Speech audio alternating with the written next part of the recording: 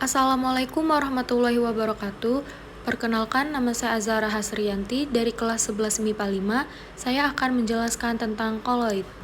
Sistem koloid adalah suatu bentuk campuran yang keadaannya terletak antara larutan dan suspensi atau campuran kasar. Jenis-jenis koloid.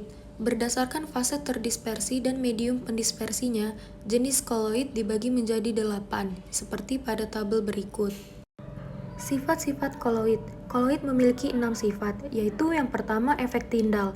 Efek Tyndall adalah cahaya yang berhamburan oleh partikel koloid, di mana partikel larutan berukuran lebih kecil daripada partikel koloid. Oleh karena itu, berkas cahaya dapat dihamburkan. Yang kedua, gerak Brown. Gerak Brown adalah gerak acak dari partikel koloid yang bisa dilihat hanya lewat mikroskop ultra. Pergerakan acak tersebut disebabkan adanya tumbukan. Yang ketiga, absorpsi. Absorpsi adalah proses penyerapan atau tepatnya penyerapan ion oleh partikel koloid karena ukuran luas partikel koloid yang cukup besar. Dengan begitu, ion dapat menempel di permukaannya, baik ion positif maupun negatif. Lebih jauh lagi, koloid pun dapat bermuatan sesuai muatan ion yang telah diserap. Yang keempat, koagulasi koloid. Koagulasi koloid merupakan penggumpalan partikel koloid karena koloid mengandung muatan yang dinetralkan. Pada koloid bermuatan sejenis, koloid tidak akan menggumpal karena ion saling tolak-menolak. Sedangkan koloid yang muatannya telah dinetralkan tidak lagi tolak-menolak, sehingga koloid bisa berkelompok atau menyatu.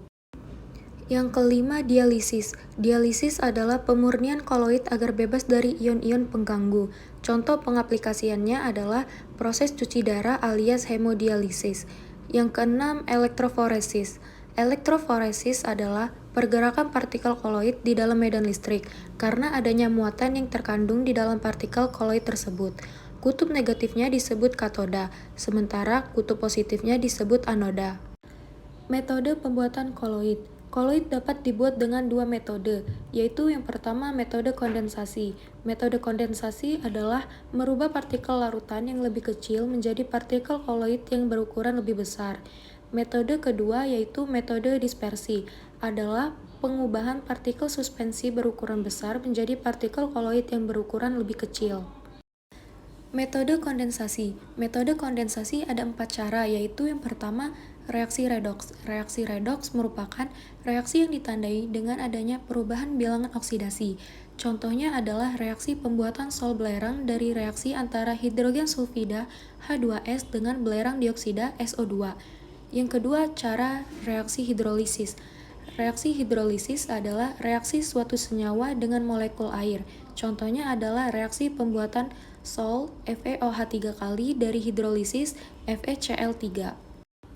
Cara yang ketiga yaitu dekomposisi rangkap. Dekomposisi rangkap adalah reaksi penguraian suatu zat menjadi zat yang lebih sederhana. Contohnya adalah reaksi pembuatan sol AS2S3 dari reaksi antara larutan H3ASO3 dengan larutan H2S. Cara yang keempat adalah penggantian pelarut. Cara ini dilakukan untuk menurunkan kelarutan suatu zat terlarut.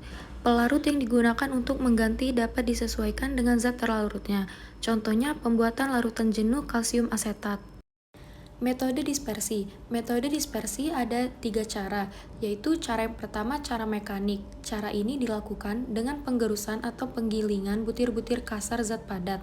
Dilanjutkan dengan pengadukan medium dispersi. Contohnya pada pembuatan sol belerang yang dibuat dengan cara menggerus belerang kemudian dicampurkan dengan air. Cara yang kedua yaitu cara peptisasi. Cara ini dilakukan dengan penambahan elektrolit berupa zat pemeptisasi atau zat pemecah yang mengandung ion sejenis. Contohnya peptisasi endapan NiS oleh H2S, endapan AlOH3 kali oleh AlCl3, karet oleh bensin, nitroselulosa oleh aseton, dan agar-agar oleh air. Yang ketiga yaitu cara busur Bredig atau elektrodispersi. Cara ini digunakan untuk membuat sel logam. Logam yang dijadikan koloid disiapkan sebagai 2 elektroda dalam medium pendispersi dan dialiri listrik. Setelah timbul loncatan listrik, logam tersebut sebagian akan pecah menjadi partikel-partikel kecil dan terdispersi ke dalam air membentuk sol logam. Sekian penjelasan dari saya. Terima kasih. Wassalamualaikum warahmatullahi wabarakatuh.